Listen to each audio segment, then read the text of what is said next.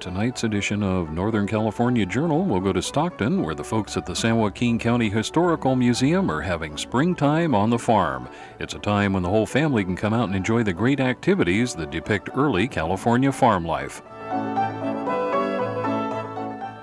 Hi there, I'm Jay. I'm the honorary sheriff today out here at the 1997 Springtime on the Farm out here at San Joaquin County Historical Society and Museum.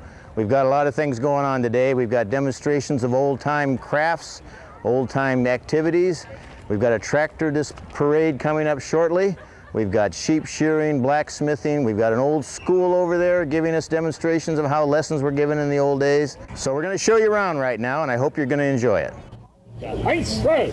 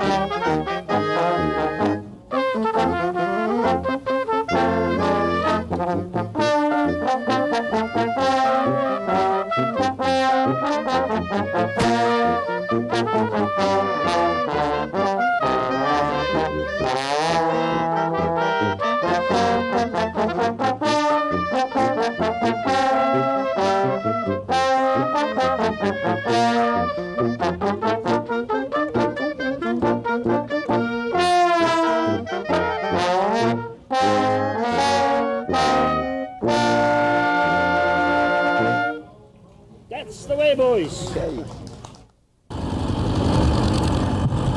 Okay, ladies and gentlemen, we've got the tractor parade coming back on the ground.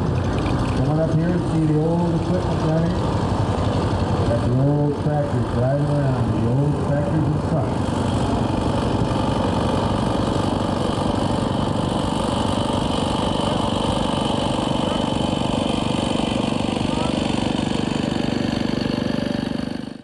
Hi, I'm Bob Hamer.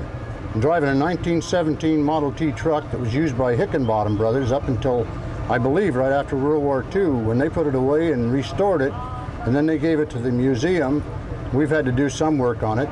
It runs real good now, and we take people for rides in it. We had it out the fair to Ag Expo, and we are using it to lead the tractor parade.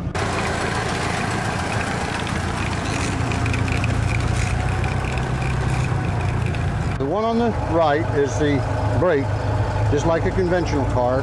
The one on the left that I have my foot on now, I'm in low gear, and I can speed up, and then when I let back on it, it goes into high gear. The one in the center is reverse. And what gets kind of hard to do is to back the thing up, because you're used to step on a brake when you want to stop. Well, you got your left foot on the reverse pedal, and you want to step on that when you want to stop it. If you do, you go back faster. So you got to really keep your mind on what you're doing. And when you look at the inside of this transmission, there's simplicities there, but yet I wonder if Henry Ford didn't lose his mind when he built the transmission. With all the planetary gears and the way that they get the different gears just by locking up bands and holding clutches and outer in the outer sun gear, and then hold the planetaries and get the reverse and that in different ways by applying bands. If they had the material in those days that they have today, I think these transmissions would have stood up a lot longer.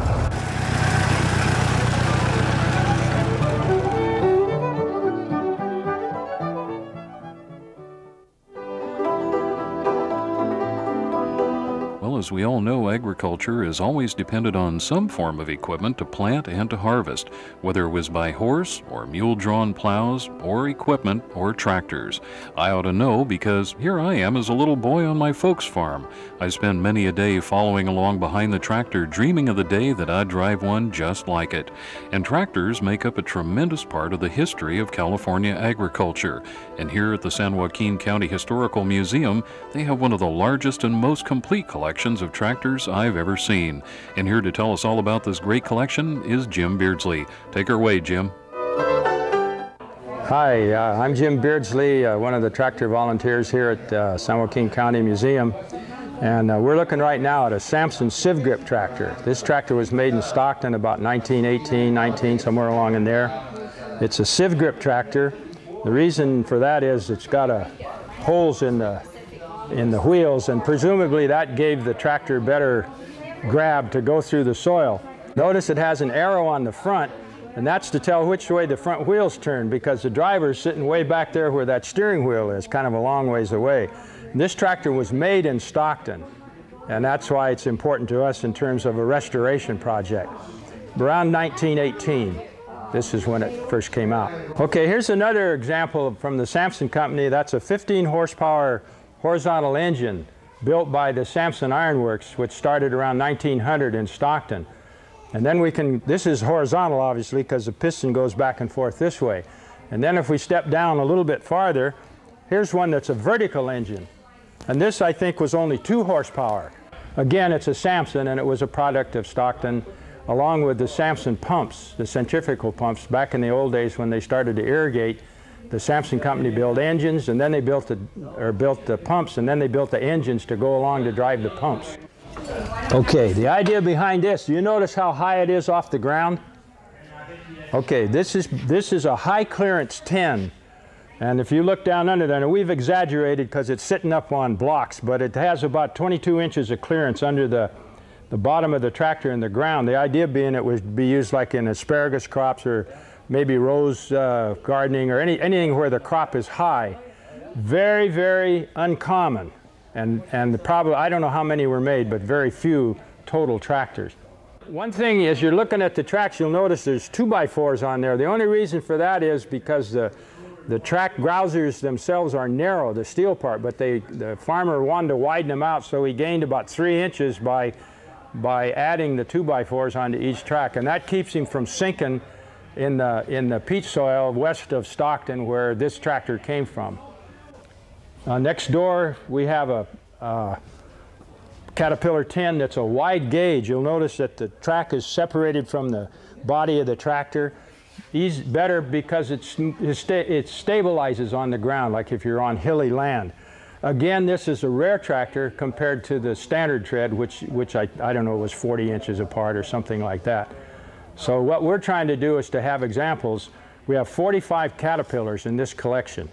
Donated, most of them were donated by a fellow named James Clack down in the Fresno area about 1980.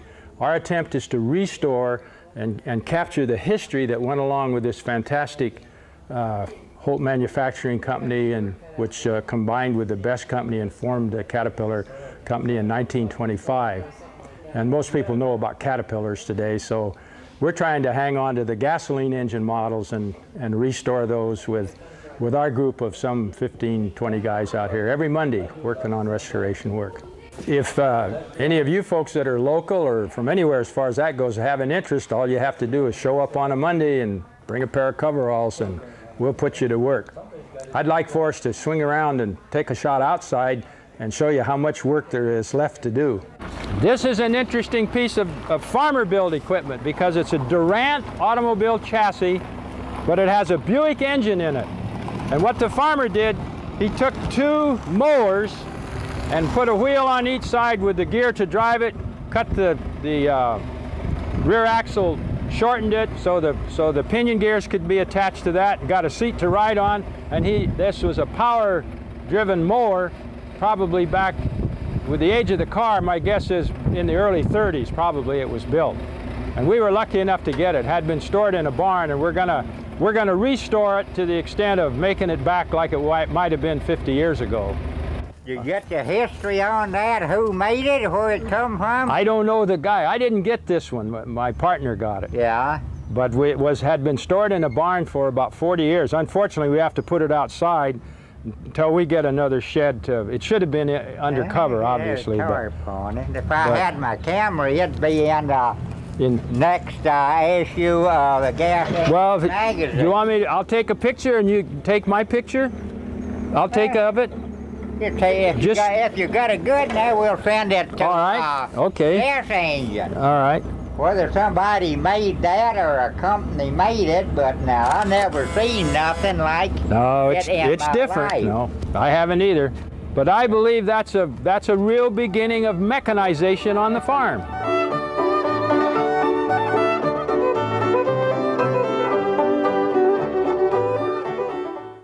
Okay, if you come down the west side of our tractor yard, all of this group that are mostly green are John Deere tractors awaiting restoration.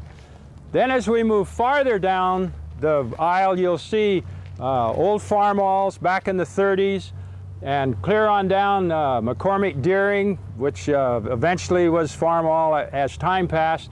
And then way down at the end, you'll see that orange road grader, and that's an Allis-Chalmers down there. As we swing across to the aisle right across, here's a Caterpillar 50, and right next door is a Caterpillar 50, but it had a Heil bulldozer blade, and Heil was made right here in California. Then as we look around to the left side, there's Case, there's a Cletrac with a Best 25 radiator, that funny looking cedar, and then on down the line are more Case tractors, and clear down at the end we've got an Oliver 80 down there. You'll notice that some of them are blocked up because tires and batteries are our biggest problem. If we don't block the wheels up, when they sit out here, the tires, they get rotten, and then the tires are unbelievably expensive, particularly on a tractor that's 50 years old. Although there's so many companies now that are remaking parts, they are not hard to find. All you have to have is the dollars to buy them. HC602? Yeah, AT602. So That's the tractor. So the chassis and the engine they're the same tractor. Magneto's down low, like on the other engine. And this is a HC 557, so it's less than 100 tractors apart. Yeah, 602557. And also, this is a tail seat model because of that low seat on there in comparison with the other one that had the fenders that curved down the side. That's an orchard model for citrus orchards primarily. But apparently they didn't put prefixes or suffix to indicate that. I don't know why. Because you know later on when you take wide gauge and narrow gauge, when Yeah, it had a W or something on there it. or Yeah. something to indicate. But this number's the same as the number. Yeah, on the so front. anyway, these two I think are much more rare because that tank is on the back, and if you look at the early 15, well, it's down there. It's only a parts tractor, but you can see that where the tank was, it's just like the 10. The tank was horizontal across the top of the engine. Here's the tank. It laid right in here and came out and rested on the radiator, the front of the radiator right here. But when you look at the number on this, we got to go around in the back, but I think that number will say PV, the starting serial number. You got to bend down, I think, and look on the back end and see if it doesn't say PV.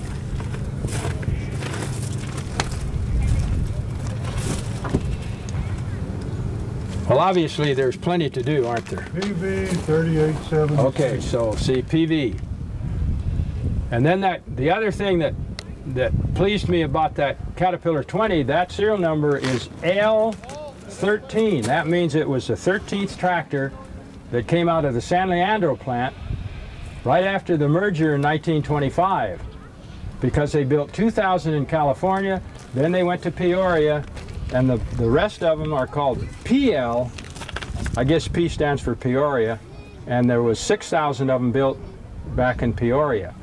And here we have one in our collection that was a 13th one that came off the assembly line. I think that makes our Caterpillar collection important from that standpoint. Low serial number and San Leandro's made in San Leandro. So, L numbers. I'm sorry? L numbers. L means San Leandro, yeah. Whereas the 60YA means San Leandro. Yeah, yeah. And Now, PA means Peoria. I don't know why they didn't stay the same, but anyway. So what did you say this one was, Jim? This PV? Well, for the number, No, what Well, Is this a 15? yeah, it has a horizontal, you know, the fuel tank ran right across the top. Radiator sat in here, and it had the saddle to pick up the tank. Tank was over the engine, and that was a poor design because of the heat problem of the tractor. Okay, here's another interesting thing too. When you look at these tractors, we talk about wide gauge and standard gauge or narrow gauge, and if you took a shot right at this tractor, RD R5, you'd notice the wide gauge, and both, well, I don't know whether a 40 compares to that, but if you look across there, can you see the distance between those tracks? Well, those are 74-inch gauge, and these are 60. 60, yeah. If you want to look at something kind of interesting after seeing these tractors, look up across the way, and you'll see a Harris combine. And that, what did you tell me, Clifford? It was built... It was around the World War II, in between 15 1 and 2? 20, Okay. Between 15 and 20, 1915, 1920. Okay. And notice that on the top, the kind of the rusty part that's where the engine is. And Harris Manufacturing was right here in Stockton, another product of Stockton. And we have one of those. We have a real early John Deere, and when Holt Manufacturing, who made the Caterpillar tractors, in fact he coined the name Caterpillar. We've got about a 1936, and it's not wood like this Harris, but it has metal sides, but it's real early, and that's part of our collection. We have the 5th Leturno scraper that was ever designed and built by Robert Gilmore Leturno, right here in Stockton.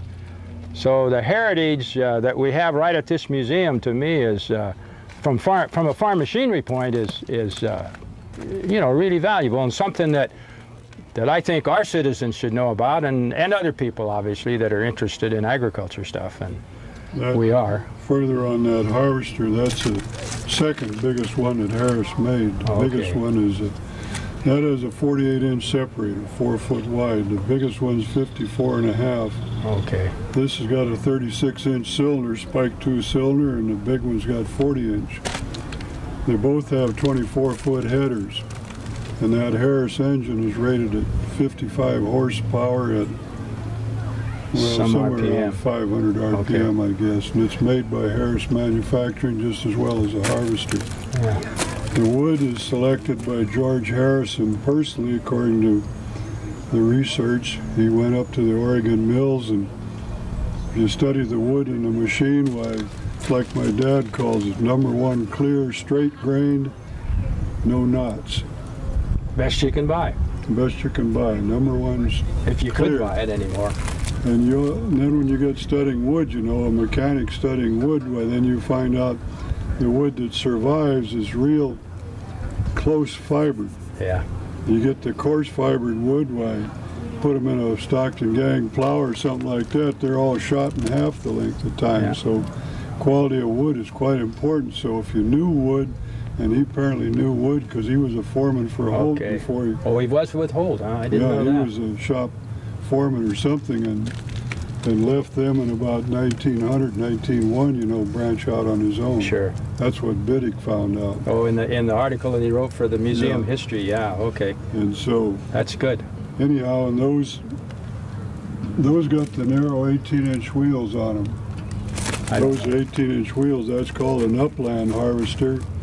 It's not a hillside, but it's called an upland harvester, and the Delta rigs like ours got 30-inch tires on them. Same diameter, 6-foot diameter, but 30 inches wide. But they don't sink as easy like that's why they extended the wood on that tractor inside there, right? Yeah. Softer soil so it would sink quicker. And there's a picture in the San Joaquin Farm Bureau, you know, a picture of a Harris. It's got double 30-inch tires on there, you know, inboard and outboard. Yeah.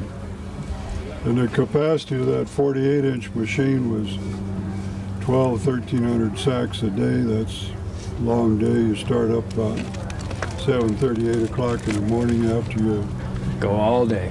Go till the sun goes down, but then you gotta feed the horses and water and... Well, not horses. They were never... Oh, that's right. I guess they were horses. Never pull with horses. Pull with a 75 best. Or the 60, like 60 Cat would pull it all right, wouldn't it? Oh, sure. There's 28 Caterpillar down here. Our Harris is a big Harris. And is that a giant Harris, did they call that? Yeah. Well, they didn't really use like the word giant, you know, but Harris, they never used it. No, okay. It was a competition. A 28 Caterpillar was the smallest rig that pulled our rig. Okay. And so when you say a 60 could pull it, sure, no problem. Yeah. If you got out in the islands where they good, sink, why, that's something else again. Lots to learn. I appreciate, Clifford, your being here today for this Springtime on the Farm. And Clifford Coster is from the Tracy area and has farmed there, I guess, with your father too in the earlier days. And he's very, very good on machinery, as you can tell, having done a lot of farming with a lot of equipment. He puts on a show every 2 years. What do you call that? Just gas up at Coster's, I guess. Early day gas. Early day, yeah. That's part of a nationwide group of restoration artists. There's 50, 60 some chapters nationwide, and they rotate, you know, the national meets. From area to area, yeah. Yeah, and we've had 2 in Area 6, which is the first EDGT, we call it, Early Day Gas Engine and Tractor Association. It's interesting, the heritage that we have in this area is unbelievable. Well, we've got tough ground, and that's the genesis of these crawler tractors here. Tough ground. You get these guys from the Midwest, and you put a 9N Ford tractor out there and it looks sensational. I was in the National Farm Youth Foundation in 41, 42. And they let us, I had a Ford tractor, brand new, a 9N Ford, for a whole week. Why? Furnished by Ford? Furnished by Ford. Okay, yeah, 9N, okay. I had to go to the easiest ground we got on the place, some crick loam there, in order to make the plow work. Make it work, huh? Otherwise you stick it in the ground while you just stop right there. But still, considering the Ford tractor, I got a couple 9Ns, the first series. They're still a real well-built tractor, you know, the best quality. I remember that's what they taught us. That's when the tractor sold for $695, I think, and never made a nickel on that according to what they told us, but he made it on the implements, 3 points and went with it. But the thing with it was, why, they taught us that the best quality steel's kind of like CL Best, you know, put in a machine. It wasn't like Holt was taking pig iron, I guess, and making most anything out of his stuff, and it didn't have the service life and didn't have the, I'm rambling, see, because these are high points. The high points where CL Best, a small outfit, had it over Holt, a large outfit, was the service. He'd put a man out there for a week, you know, to make sure. Stay right with you so you learned, yeah. Sure, because you're talking about the horse guys transmitting, you know, they'd want to throw a set of harness on the tractor, you know, and you had to wean them off of that, so. Well, that Sampson tractor, when they went back east to Janesville, the guys decided to control the tractor with reins. So they thought the farmer would be more comfortable steering with reins, like a horse. Okay, this is another rare tractor that we really ought to take a look at. You'll notice it says USA across the top. That's not the name. We believe that stands for U.S. Army. This is a Holt 5-ton tractor, meaning that the weight was about 5 tons. It was built especially for War I, and it was used to pull artillery guns or anything where they needed a track layer to do the pulling. You crank it to start it. It's a gasoline engine. This one happens to have tracks that are flat, so it must have come back to the United States. Maybe it was used in road work. We don't know. We just know that Jim Clack, who donated that beginning of the Caterpillar collection, he felt that this tractor should be in the group. When I wrote to Caterpillar to find out, I didn't get any satisfaction at all. They have nothing on serial numbers. All they know is that there were so many tractors needed during World War I that they farmed them out to 3 old-time automobile companies. One was Chandler, one was Rio, the other one skips my mind right now. And then they did build them in their own plant, but they never kept track of the serial numbers. we don't really know what we have, except that it's a rare tractor. The interesting thing is, how was it funded in order to restore? It was a big job for us because we had to go into the engine, into the final drives, and into the steering clutches. If you swing around and take a look right in here, I'll lift this hood. This is a two-part hood. And you'll notice, I don't know whether your camera picks up in the shadow there, but there's the engine in this tractor. The two cylinder heads, cylinders are separate, so it's split right down the middle. That's not too common. But it was in those days, 1916, 17, 18, 19, somewhere along in there. A large fan. It has a steering lever back here that you don't pull like in a normal tractor where you pull them back and forth this way. You grab a hold of this and pull it back and forth. That's different. Same as it was on the 2-ton and the 10-ton. They made some 10-ton tractors. This was sponsored by Eclampus Vitus, and that's a historical group of guys.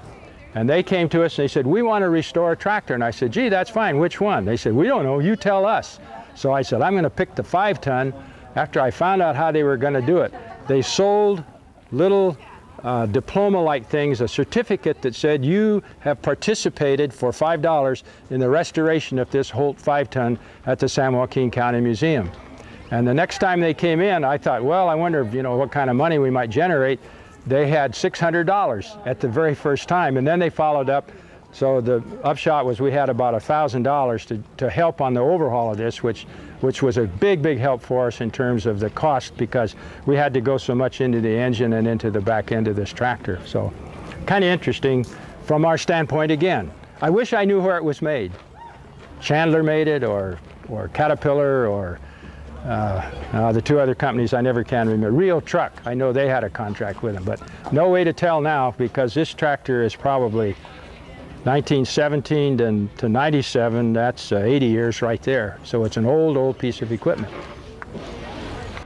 I'll put this back in case it rains. I don't think it will, but... And that wraps up part 1 of Springtime on the Farm. But join us next week when Jim Beardsley shows us the rest of the Tractor Museum, including a look at these great miniature tractors and these great toy cars. Look closely, you'll probably see ones just like the ones you had when you were a kid. That's next week for part 2 of Springtime on the Farm. See you then.